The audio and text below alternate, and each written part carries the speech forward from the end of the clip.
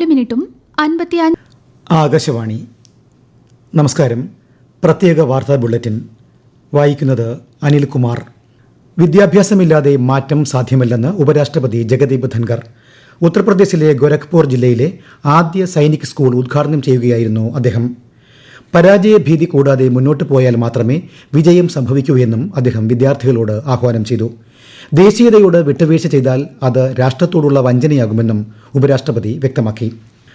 ഉത്തർപ്രദേശിലെ Lucknow Sarojini Nagar police station പരിധിയിലെ transport നഗറിൽ 3 നില കെട്ടിടം തകർന്നു വീണ് 5 മരണം, 24 പേർക്ക് പരിക്കേറ്റു. 10 പേരെ രക്ഷപ്പെടുത്തി. നിരവധി പേർ ഇനിയും കെട്ടിടാവശിഷ്ടങ്ങൾക്കിടയിൽ കുടുങ്ങിക്കിടക്കുന്നുണ്ടെന്നാണ് റിപ്പോർട്ട്. ദേശീയ ദുരന്ത നിവാരണ സേനയുടെയും സംസ്ഥാന ദുരന്ത നിവാരണ സേനയുടെയും നേതൃത്വത്തിൽ രക്ഷാപ്രവർത്തനം തുടരുകയാണ്. ഇന്ത്യൻ അഡ്മിനിസ്ട്രേറ്റീവ് സർവീസിൽ നിന്ന് ട്രെയിനി ഓഫീസർ പൂജ ഖേദ്കറെ കേന്ദ്ര സർക്കാർ പുറത്താക്കി.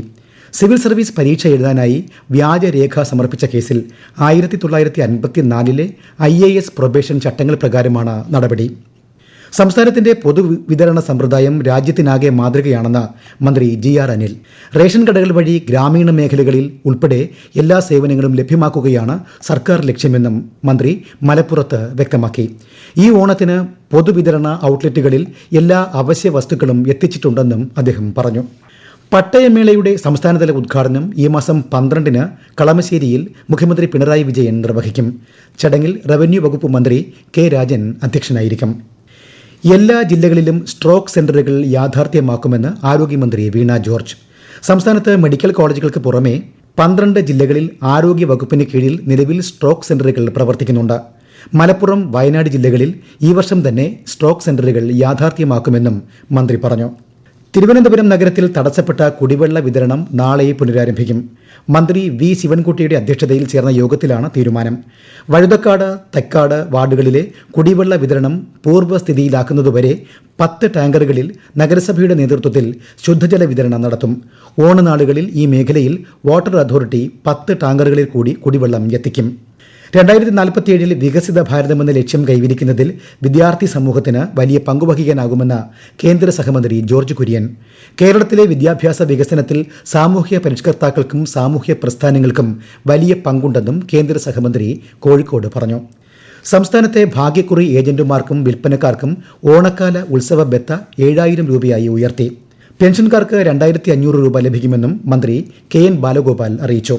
അതേസമയം കശുവണ്ടി തൊഴിലാളികൾക്ക് ഓണത്തിന് 20% ബോണസും 10500 രൂപ അഡ്വാൻസും നൽകാൻ തീരുമാനമായതായി മന്ത്രി V ശിവൻകുട്ടി അറിയിച്ചു. കാസർഗോഡ് കാഞ്ഞങ്ങാട് കാർഷിക കോളേജ് ഹോസ്റ്റലിൽ 9 വിദ്യാർത്ഥികൾക്ക് H1N1 സ്ഥിരീകരിച്ചു. ആലപ്പുഴ വൈറോളജി ഇൻസ്റ്റിറ്റ്യൂട്ടിൽ നടത്തിയ സാമ്പിൾ പരിശോധനയിലാണ് സ്ഥിരീകരണം. പനി ബാധിതരുടെ എണ്ണം വർദ്ധിക്കുന്നതിനാൽ ജനങ്ങൾ ജാഗ്രത പാലിക്കണമെന്ന് ആരോഗ്യവകുപ്പ് നിർദ്ദേശിച്ചു. ഓണത്തോടനുബന്ധിച്ച് പൊതുവിപണിയിലെ ക്രമക്കേടുകൾ നിയന്ത്രിക്കുന്നതിനായി ലീഗൽ മെട്രോളജി വകുപ്പിന്റെ പരിശോധനാ സ്ക്വാഡുകൾ പ്രവർത്തനം ഊർജിതമാക്കി. സെപ്റ്റംബർ 14 വരെ പരിശോധന തുടരും. ഇന്ധന പമ്പുകളിലെ അളവ് സംബന്ധിച്ചും സംഘം പരിശോധനകൾ നടത്തും. സർക്കാരിന്റെയും കുടുംബശ്രീകളുടെയും കർഷക കൂട്ടായ്മകളുടെയും ഓണച്ചന്തകളിൽ നാടൻ പൂക്കൾക്ക് വിപണനമൊരുക്കാൻ നിർദ്ദേശം നൽകിയതായി കൃഷിമന്ത്രി P പ്രസാദ്. പൂക്കൃഷിയിൽ സംസ്ഥാനത്ത് വലിയ മുന്നേറ്റം ഇത്തവണ ഉണ്ടായതായും അദ്ദേഹം പറഞ്ഞു. ഗുരുവായൂർ ക്ഷേത്രത്തിൽ ദർശനത്തിനും വിവാഹത്തിനും നാളെ പ്രത്യേക ക്രമീകരണങ്ങൾ ഏർപ്പെടുത്തിയതായി ഗുരുവായൂർ ദേവസ്വം ബോർഡ്. നാളെ 354 വിവാഹങ്ങളാണ് ഗുരുവായൂരിൽ നടക്കാനിരിക്കുന്നത്. പാരീസ് പാരാലിമ്പിക്സിൽ ഇന്ത്യ പുതിയ ഉയരങ്ങളിലേക്ക്. രാജ്യം ഇതുവരെ 27 മെഡലുകൾ നേടി. 6 സ്വർണവും 9 വെള്ളിയും 12 വെങ്കലവുമായാണ് ഇന്ത്യയുടെ മെഡൽ നേട്ടം. തിരുവനന്തപുരം കേരള ക്രിക്കറ്റ് ലീഗിന്റെ 6ാം ദിവസത്തെ ആദ്യ മത്സരത്തിൽ കൊച്ചി ബ്ലൂ ടൈഗേഴ്സിന് ഏരീസ് കൊല്ലം സെയിലേഴ്സിനെതിരെ 18 റൺസ് വിജയം. കേരളത്തിൽ അടുത്ത 7 ദിവസം മഴയ്ക്ക് സാധ്യതയെന്ന് കേന്ദ്ര കാലാവസ്ഥാ വകുപ്പ്. ഇന്ന് കണ്ണൂർ, കാസർഗോഡ് ജില്ലകളിലും നാളെ എറണാകുളം, തൃശൂർ, മലപ്പുറം, കോഴിക്കോട്, കണ്ണൂർ, കാസർഗോഡ് ജില്ലകളിലും മഞ്ഞ ജാഗ്രതാ നിർദ്ദേശമുണ്ട്. നാസയുടെ സ്റ്റാർ ലൈനർ ബഹിരാകാശ പേടകം 3 മാസത്തിന് ശേഷം അന്താരാഷ്ട്ര ബഹിരാകാശ നിലയത്തിൽ നിന്ന് മടങ്ങിയെത്തി.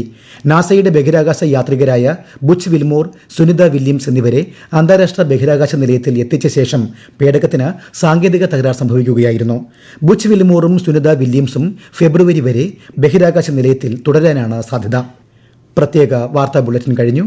അടുത്ത വാർത്താ പ്രക്ഷേപണം നാളെ രാവിലെ 6:45-ന്.